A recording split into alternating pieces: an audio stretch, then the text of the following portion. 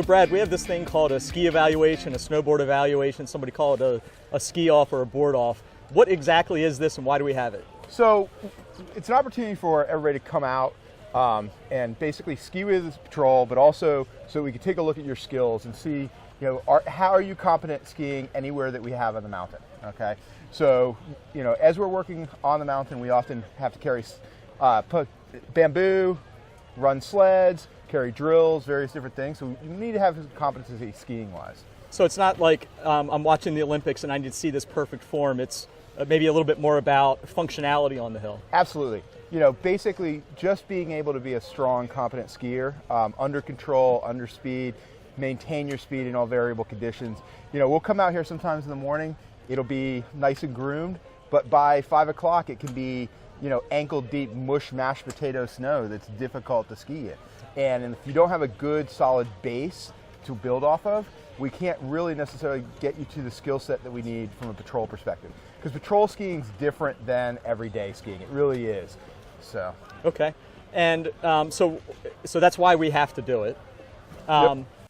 In a little while, we're going to go up on the hill and do a bunch of different skills and kind of show an example of how this all goes. But if I watch this video that we're going to have here, and I feel like maybe I'm not as good as that, like what level of competency are we looking at? Because in this video, we have a bunch of patrollers who've already passed this. So right. What happens as far as my initial skill? What happens during the season to maybe make me better? And then what are my options if ski patrol isn't the right fit? Yeah, absolutely. So one of the reasons we do the ski off is to look at a core foundational base of skills that we can build off of.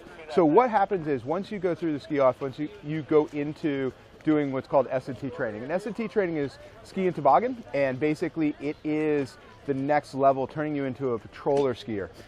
And there we work on a bunch of core elements, and so that's why we're looking for that foundation to start with.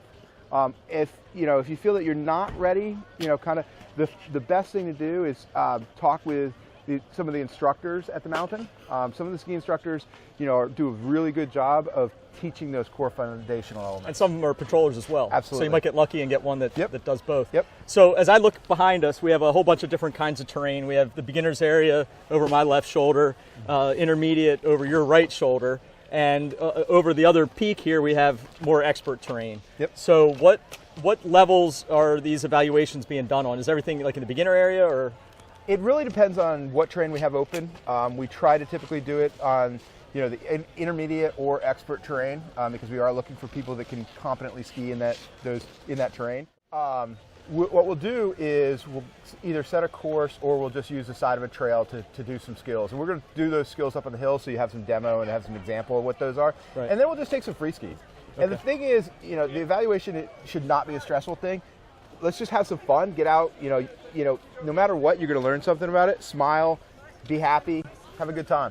So what are just some quick examples of the different types of skills that we're going to go over? So we're going to do some side slipping, we're going to do some snow plowing, we're going to do short radius, medium radius, and long radius turns. We'll talk about exactly what those are up on the hill. And then if we have the terrain, we'll go take a run or two through the bumps. Okay, so all conditions, all trails? All conditions, all trails. Let's get moving. Sounds good. All right.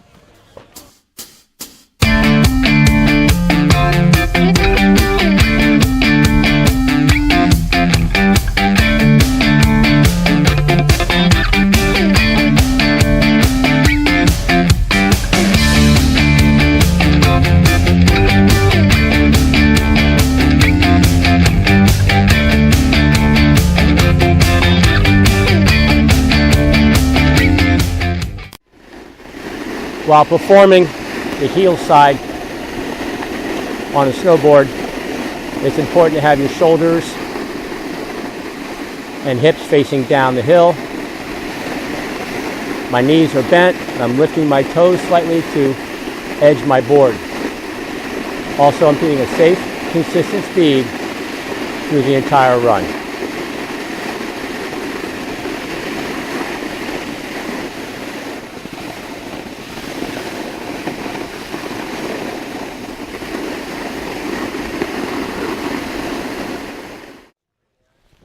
As Brad is performing the snowplow, what's important is his hands are in front of him.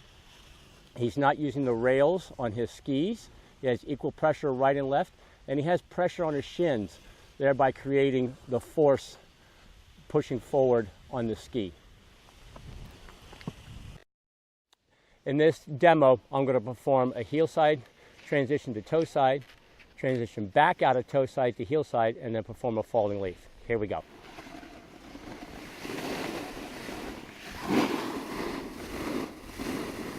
Again, keeping the same consistent speed through the entire run. Transition back, my knees are bent, eyes forward, facing downhill again, just like in the previous video. Now, I'm going to perform a falling leaf.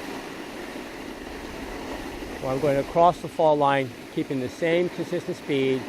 Again, no railing, I'm not on my edges. This allows me to stay in control. In this demonstration, Brad is going to start with a snow plow.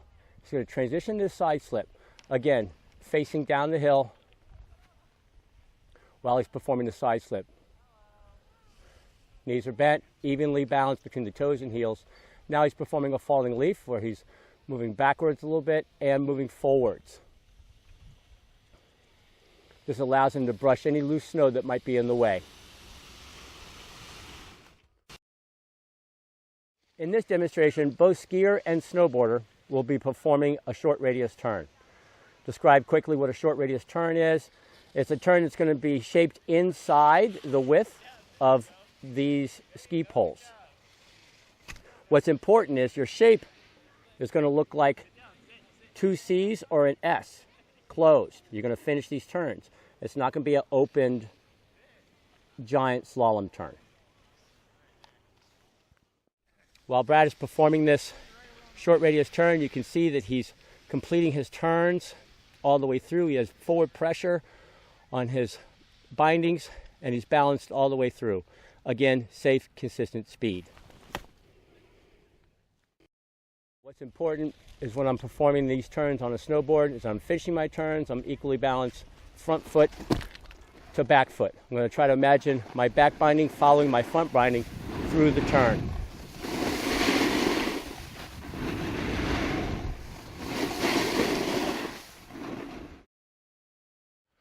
When Brad is performing his medium radius turns, he's outside of the ski poles I demonstrated for short radius turns. Equal pressure on both skis, finishing his turns, forward pressure on his shins. For his long radius turns now, same shape, just longer. 1/2 to 3/4 of the slope. In the medium radius turn, outside the ski poles, finishing the turn, maintaining the same consistent speed.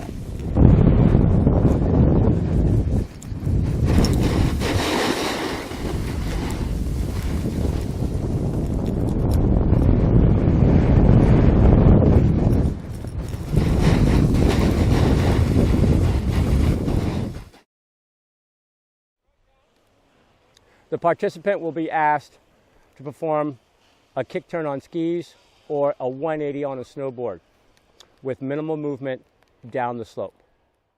For this demonstration, it's important my knees stay bent, I stay balanced front and backwards and left and right.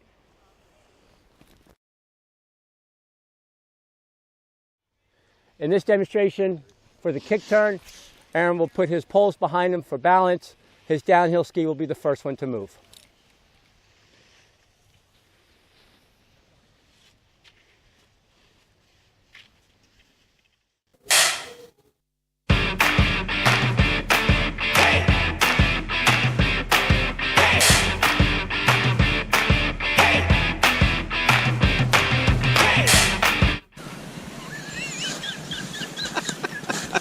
It's so bad.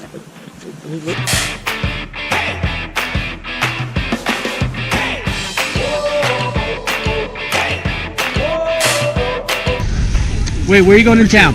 Liquor store. Oh, liquor store. Beer store. The food store.